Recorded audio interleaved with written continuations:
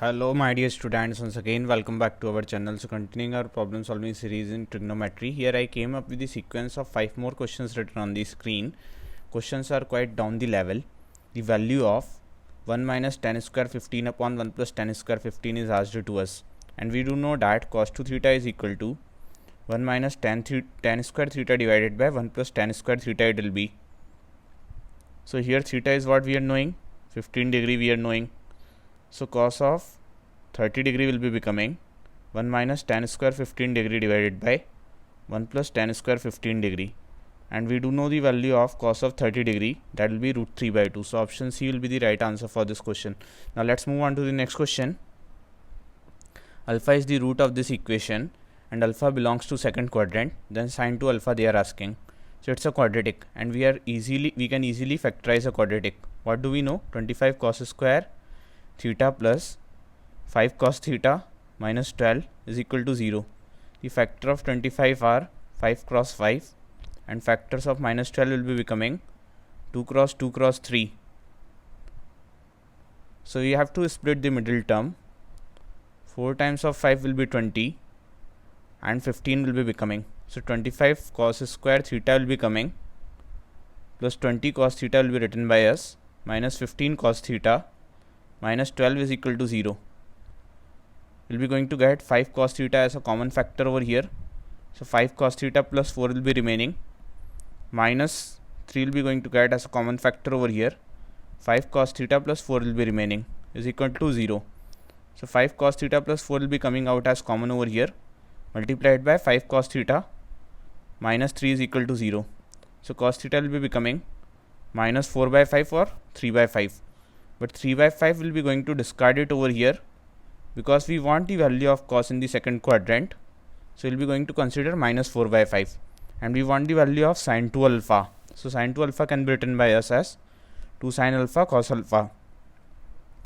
Now let's see if it is minus 4 by 5, sine theta will be becoming what? And if alpha is the root of this equation, so cos theta will be becoming cos alpha. So cos alpha will be minus 4 by 5 and sine alpha will be 3 by 5 because it's in second quadrant and sine is positive over there. So we'll be writing 2 multiplied by 3 by 5 multiplied by minus 4 by 5 and finally it will be becoming minus 24 by 25. So let's see if any option is there like this. So option B will be the right answer for this question. Now let's move on to the next question. If alpha plus beta is equal to 1, sine of alpha plus beta is equal to 1. So sine of alpha plus beta, if it is equal to 1, we'll be going to write alpha plus beta as 90 degree because sine 90 degree is equal to 1, we do know if they are all acute angles alpha and beta, and sine of alpha minus beta is 1 by 2 we are knowing, so that is sine of 30 degree we do know. So we'll be going to write alpha minus beta as 30 degree. So we have two equations, alpha plus beta is 90 and alpha minus beta as 30. We'll be going to operate them to get the value of alpha and beta. So 2 alpha will be becoming 120 or alpha will be becoming 60. So beta will be becoming 30 over here.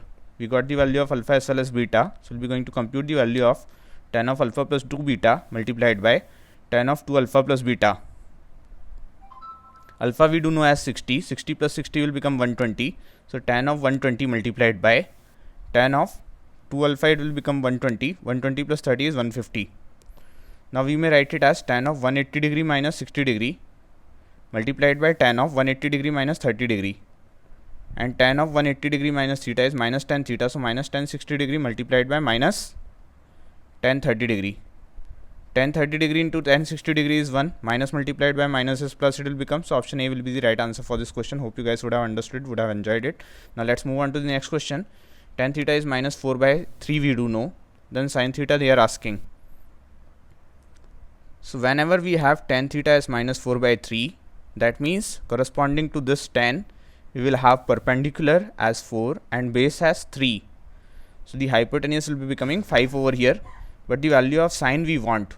So whenever we have tan as negative, it can be there in second quadrant or it can be there in fourth quadrant, because we know in first and third quadrant tan is positive, but in second quadrant sine is positive, but in fourth quadrant sine is negative.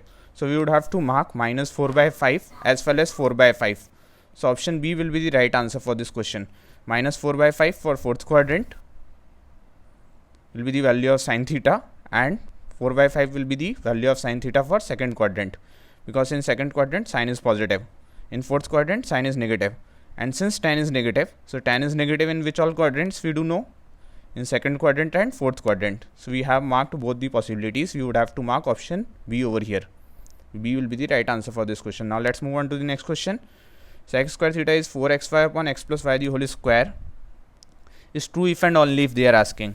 So guys, sec theta belongs to minus infinity to minus 1 closed union closed 1 to infinity. So sec square theta will be belonging from closed 1 to infinity.